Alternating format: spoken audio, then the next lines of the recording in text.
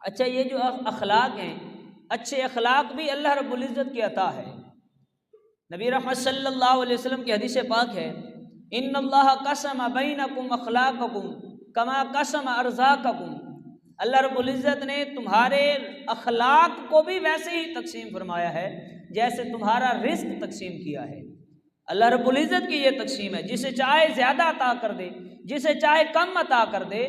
تو یہ تقسیم جو اخلاق کی ہے، جو انسان کی زندگی کے اندر اچھے اخلاق آتے ہیں، تو جب انسان کی زندگی اگر اچھے اخلاق کے ساتھ گزر رہی ہو تو وہ یہ سمجھ لے کہ اللہ رب العزت کی اس پر رحمت ہے۔